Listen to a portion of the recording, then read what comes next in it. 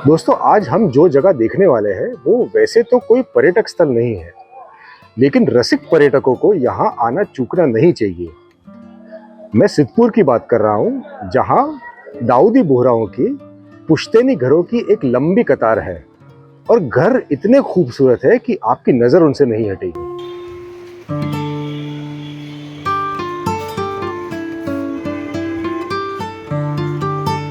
आज इस विस्तार को बोरवाड़ कहते हैं और इस एपिसोड में मैं आपको बोरवाड़ की टूर पर लेके जाऊंगा। हम देखेंगे ये घर बने कैसे थे और आज इन घरों की क्या चुनौतियां हैं।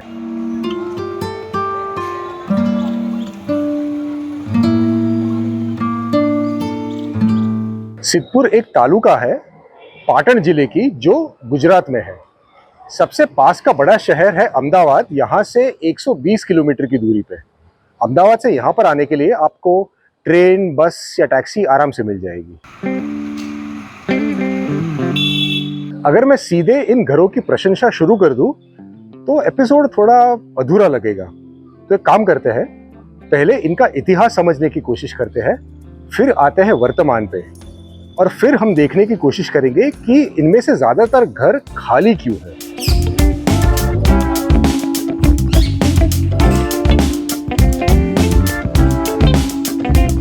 और अगर हो सके तो हम एक आध घर अंदर से भी देखने की कोशिश करेंगे। बोरवाड़ यानी वो जगह जहां बोहरा रहते हैं। अब आप इन्हें बोहरा कह सकते हो, बोहरा कह सकते हो, बोरी कह सकते हो, सब एक ही बात है। यहाँ पे दाऊदी बोहरा रहते हैं और बोहरा एक शब्द के ऊपर से आता है जिसका अर्थ होता है व्यापार। नाम से आप समझ जाओगे कि बोहरा ज्यादातर व्यापार करते हैं।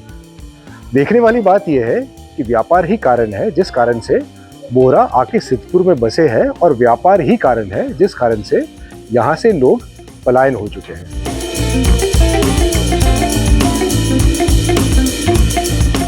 दाऊदी बोहरा शिया मुसलमानों की एक शाखा है।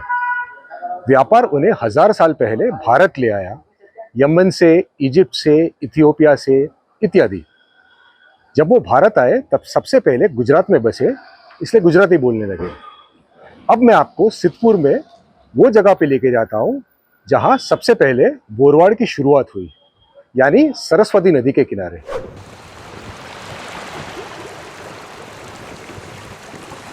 सरस्वती नदी को कुंवारिका नदी कहते हैं, क्योंकि वो जाके किसी दरिया को नहीं मिलती, वो जाके कच्छ के रण में समा जाती है। कई सालों तक ये सूखी पड़ी थी, कुछ 30-40 सालों तक। अब जाके इसका पुनर्संचार हुआ है। जो बसेरा बोहराओं ने सरस्वती नदी के बगल में बसाया, उसे नाम दिया गया हसनपुरा। घर तो बसे, लेकिन मकानों में कुछ खामियां रह गई। जो मकान बने थे वो एक पोल व्यवस्था थी, यानी सकरी सकरी गलियां। और जब गलियां सकरी होती है तब मकानों में वायु संचार का मसला होता है।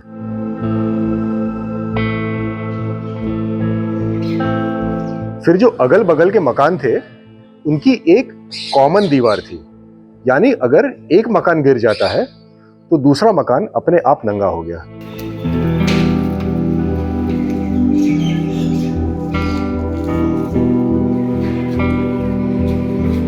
और तीसरा, जो मकानों के प्लॉट्स थे वो बहुत ही छोटे थे, यानी कल को आपको परिवार बढ़ाना है तो आपको ऊपर की तरफ ही बढ़ना पड़ेगा, आसपास आप बढ़ नहीं सकते।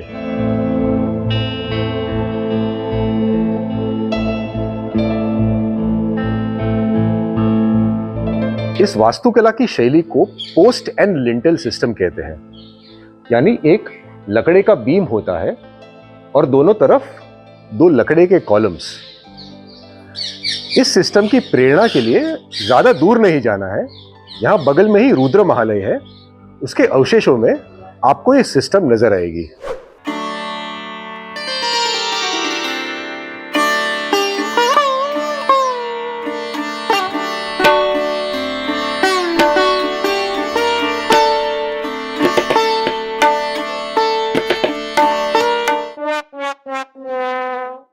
दोस्तों, ये रुद्र महालय है, लेकिन मंदिर मस्जिद के मसले में मैं इसे आपको अंदर से नहीं दिखा सकता, केवल बाहर से थोड़े शॉट्स दिखा सकता हूँ। आशा करता हूँ इस वक्त आपको उतना ही गुस्सा आ रहा है जितना कि मुझे आ रहा है, क्योंकि कुछ लोगों की छोटी सोच की वजह से हम इतनी खूबसूरत इमारत अंदर से नहीं देख पा रहे हैं।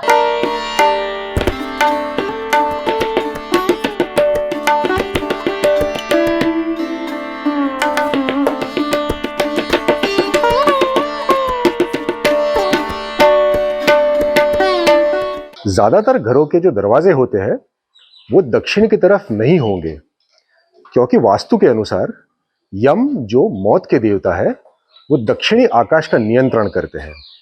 अब मैं समझता हूँ कि ये एक हिंदू कंसेप्ट है, लेकिन अब थोड़ा स्थानीय प्रभाव तो होने ही वाला है। इस नियम का एक अपवाद है कि जो घर पोल के एकदम अंदर होगा, जहां से आकाश बिल्कुल दिखता ही नहीं है, उन्हें कुछ खास फर्क नहीं पड़ता, उनके दरवाजे भी दक्षिण की तरफ हो सकते हैं।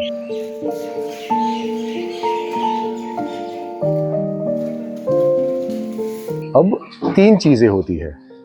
एक, सरस्वती नदी सूखना शुरू हो जाती है। 2, पश्चिम की तरफ एक रेलवे लाइन आ जाती है। और 3, बोहरा व्यवसाय में अच्छा करते हैं, यानी उनकी आर्थिक स्थिति सुधरना शुरू हो जाती है। तो अब होता यह है कि सरस्वती नदी के बगल से हटके वो एक और प्लॉट ले लेते हैं पश्चिम की तरफ, और वो प्लॉट है हरारिया।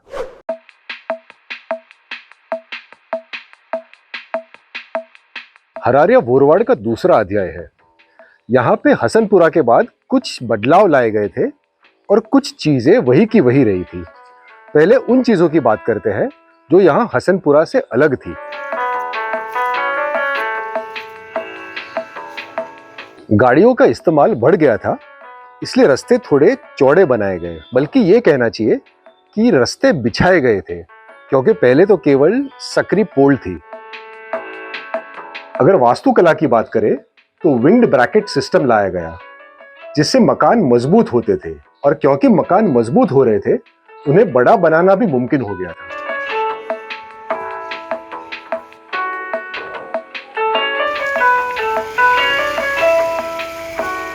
जो पहले की व्यवस्था थी कि 2 घरों के बीच एक दीवार होगी, वो व्यवस्था अभी भी जारी थी, और घर वैसे नहीं बने थे कि तेज बारिश को झेल पाए। धीरे धीरे व्यवसाय के लिए बोहरा सिद्धपुर को छोड़ के निकलने लगे और बोरवाड़ वीरान होना शुरू हो गया था।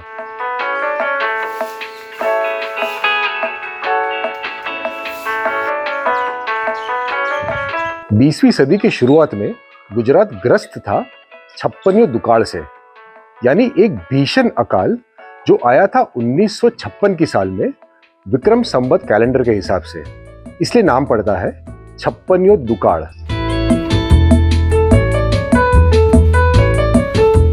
इस समय में दाऊदी बोहराओं ने बहुत सारे लोगों की मदद की, और उनकी मेहनत से प्रसन्न होकर सयाजीराव राजा ने उन्हें एक जमीन का टुकड़ा दिया जो पटरी के और पास में था। ये एरिया बना नजामपुरा, और आज जिसे हम बोरवाड़ समझते हैं वो यही विस्तार है।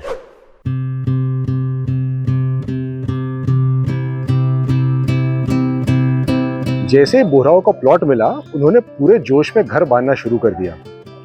जो पुरानी बोरवाड़ों में खामियां थी, वो खामियां पीछे छोड़ दी गई। प्लॉट बड़े थे, इसलिए मकान बड़े होते गए। जो पुराने व्यवस्था थी कि 2 घरों के बीच एक दीवार थी, वो व्यवस्था अब खत्म की गई। लेकिन सबसे ज्यादा जरूरी ये जानना है कि जो डिजाइन थी घरों की, वो अब यूरोपियन होने लगी।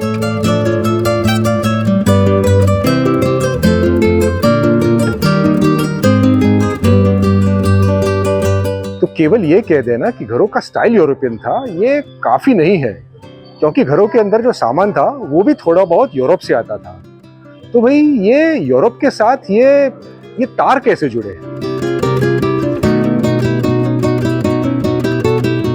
अंतरराष्ट्रीय व्यापार के लिए बोहराओं को मांडवी बंदर से गुजरना पड़ता था, जो कच्छ में है।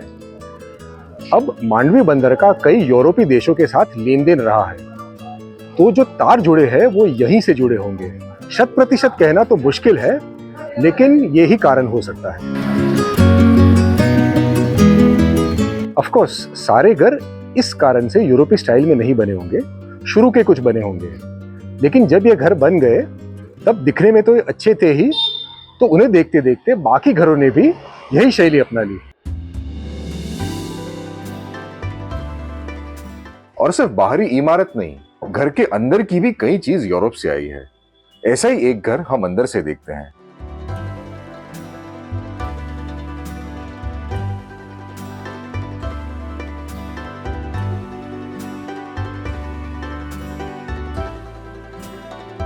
मोइज भाई के सौजन्य से हमें यहाँ एक घर के अंदर भी देखने मिल रहा है। तो वैसे तो अलग अलग चीजें आपको मैं दिखाऊंगा, जो पुराना यहाँ पर फर्नीचर है वगैरह, लेकिन एक चीज है जो मोइज भाई ने कहा कि हर बोरा घर पे आपको मिलेगी, वो ये है नौखुनिया। तो मोइज भाई जरा समझाने की कोशिश कीजिए कि एग्जैक्टली ये होता क्या है। ये जो नौखुनिया है वो एक्चुअली हमारा जो इस्लाम का जो फाउंडेशन हुआ, हाँ, उसका ये स्तंभ है। हाँ, स्तंभ फ्रॉम स्टार्टिंग अपन देखते हैं तो ये अल्लाह, हाँ, मोहम्मद, अली, फातिमा, हसन, हुसैन, हाँ, दाई, माजून और मुकासी, अच्छा, ये हमारा पूरा ग्रंथ है। अच्छा, ठीक है, जिसको हमने हर घर के लोग इसे संभाल के रखते हैं। ओके, ओके, और पूरी हम मेहनत करते हैं कि ताकि इसको अच्छे से डेकोरेट होके रहे, अच्छा, इसको डैमेज ना हो, कुछ भी ना हो। अच्छा, हम पूरी कोशिश करते हैं इसको संभाल के रखने के लिए। ओके।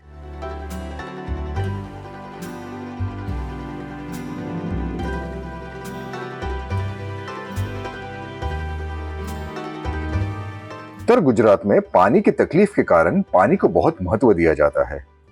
मटका रखने की जगह को सितपुर के बोहरा हमेशा सजा के रखते हैं।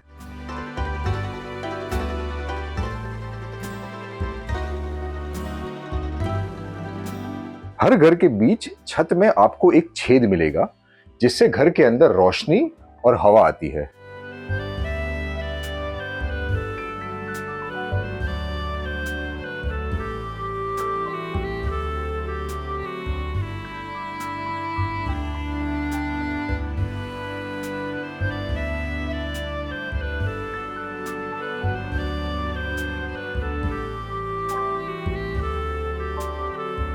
न केवल घर अच्छे दिखते थे, वास्तुकला में भी सुधार लाया गया। पहले जो विंग्ड ब्रैकेट सिस्टम इस्तेमाल होता था, उसकी जगह पे फ्रेमवर्क सिस्टम लाया गया, और जो फ्रेमवर्क है वो लकड़े का बनता था।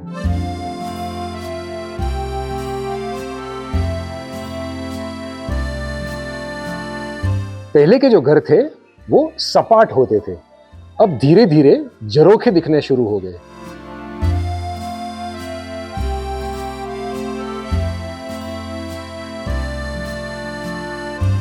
यहाँ आसपास इतनी सुंदरता है, लेकिन फिर भी यहाँ ज्यादातर मकान खाली है। एक अजीब शांति है बोरवाड़ में। तो जरा जानने की कोशिश करते हैं कि यहाँ मकान खाली क्यों है।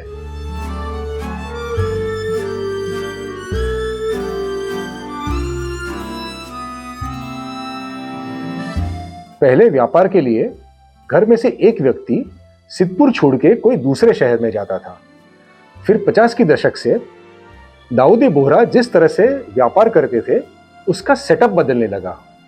पहले होती थी पार्टनरशिप्स, फिर धीरे धीरे फैमिली बिजनेस आ गए, ताकि जो घर परिवार वाले सिद्धपुर में थे उन्हें भी दूसरे शहर में बुलाया। इसलिए एक एक करके सारे मकान बंद होना शुरू हो गए।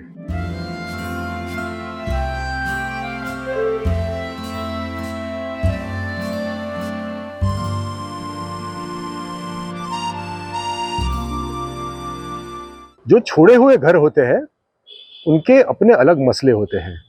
घर तो आप छोड़ के जाते हो, लेकिन अंदर के सामान का क्या? फिर चोरियां शुरू हो जाती है।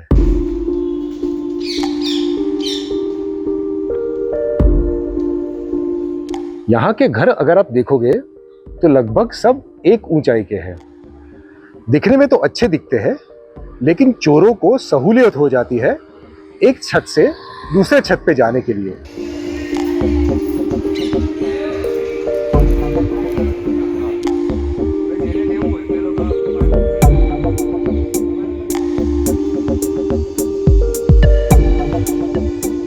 कभी कभी खिड़कियां टूट जाती है और अंदर कबूतर घुस जाते हैं, और बंद घर में अगर कबूतर घुस गए तो आप सोच सकते हो कि घर की क्या हालत होगी।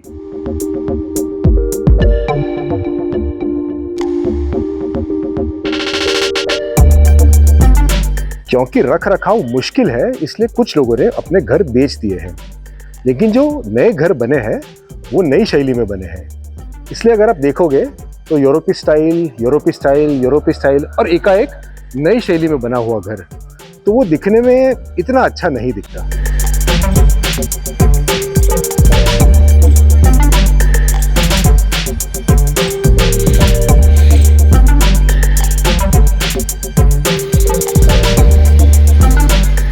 फिर उनके धर्मगुरु ने एक फरमान जारी किया कि अगर घर बिकेगा तो वो जमात के अंदर ही।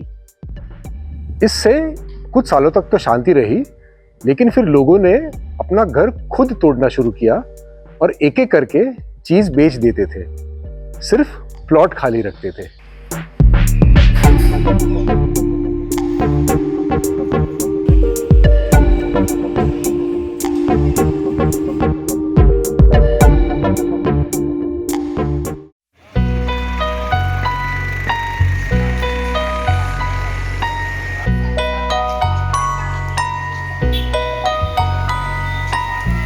मेरे पीछे जो घर है उसे 360 बारी या 360 खिड़कियां कहते हैं। साल के हर दिन के लिए एक खिड़की। वो आखिरी वाली बात है, वो थोड़ी कहीं सुनी है लेकिन सुनने में अच्छा लगता है।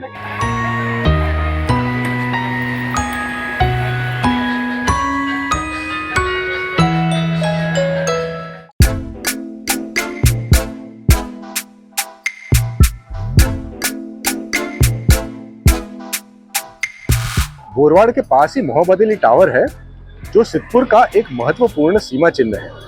अब ये कैसे बना वो भी एक दिलचस्प कहानी है। यहाँ से 300-400 मीटर की दूरी पे एक मस्जिद है जिसका नाम है जैनी मस्जिद।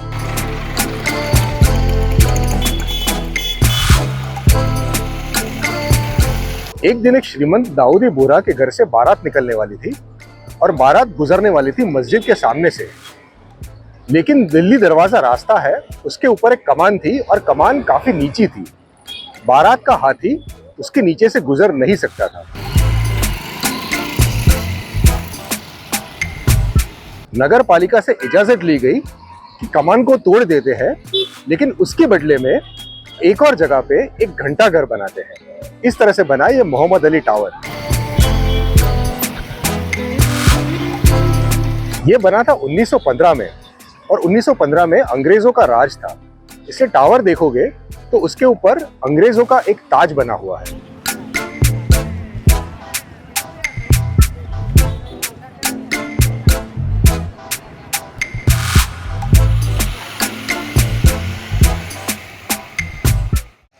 टूर खत्म करने के बाद आ जाइए लल्लूमल लस्सी वाले के पास स्वादिष्ट लस्सी पीने।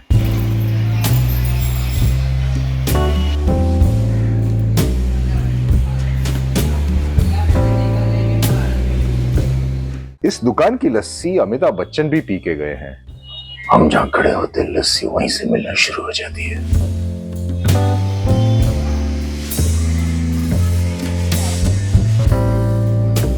तो बोरवाड़ की अपनी तकलीफें हैं और इन तकलीफों का कोई आसान हल नहीं है। मैं सिर्फ ये कहूंगा कि आप यहाँ गुजरात में सिद्धपुर में आइए और इन सुंदर मकानों को अपनी आंखों से देखिए, क्योंकि पता नहीं कितनी पीढ़ी तक ये मकान बरकरार रहेंगे।